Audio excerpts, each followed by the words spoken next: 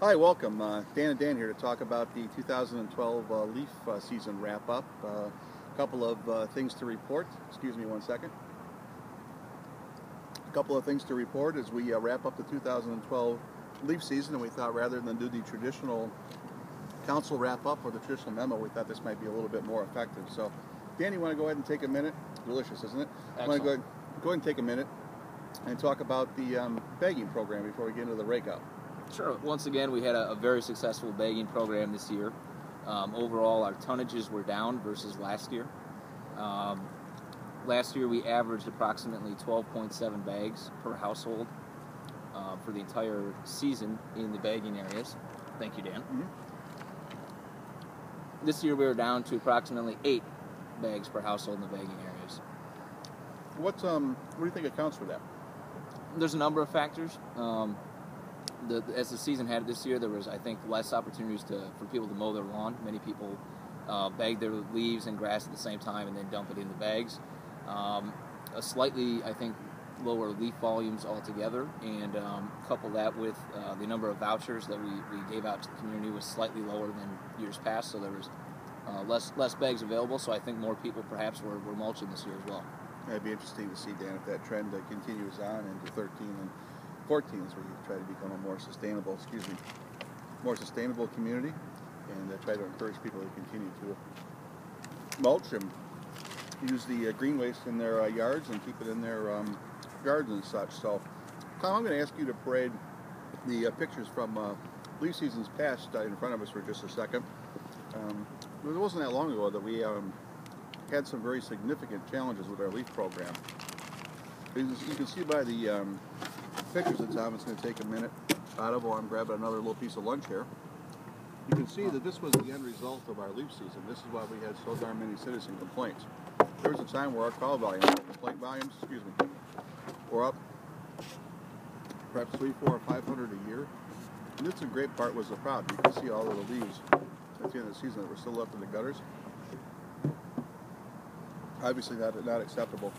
We took some time, and rather than attribute any success or lack of success to the program to simply random or perchance happenings, good weather, etc., we realized that really that's all nonsense. We decided to go with more data-driven decisions. We compiled 2011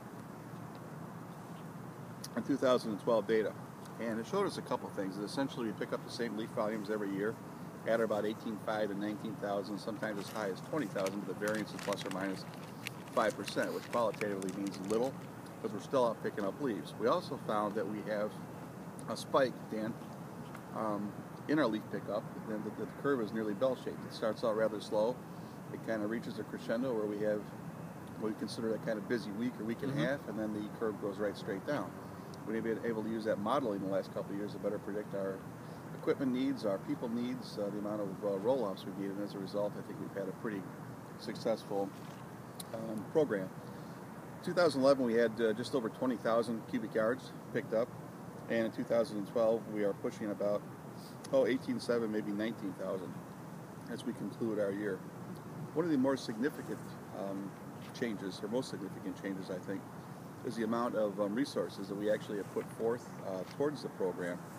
In 2011, as an example, we worked, Tom, how many hours of overtime? About 400 or 500. About 400 or 500. And this year we're going to wrap up the season at about 1,500 or 1,600 hours of overtime. A couple different drivers to that. The leaves came down a little bit earlier this year. Also, the 2012, as everyone is aware, is the first year that the new leaf collection fee went into place. And I think that there was a higher expectation, not only on the part of the citizens, but likely the council and staff, that leaves were picked up in a timely manner. We made certain to respond to that. Another pretty significant change, certainly from past years, 11 as much, we made a far more aggressive effort to get out with street sweepers. Once towards the end of the season, once the season ebbed off a little bit, we were able to get out with some sweepers and start cleaning up the areas that we had picked up the leaves. The response was very, very favorable. In fact, just received an email, from the mayor yesterday thanking us for our efforts. Of course, the city staff letting us know that he had received any number of calls suggesting that this was probably one of the better years ever, and how much he appreciated, along with the citizens, the extra effort and work that was put in. So I think that that's fairly significant. Certainly happy to see that information. Anyway, very long story short, on the plus side, Dan, we've seen a lesser or reduced volume in bagging, which has kind of been the goal right along. We're picking up the same amount of volume in the rake-off program, but I think we're better responding to the needs of the citizens.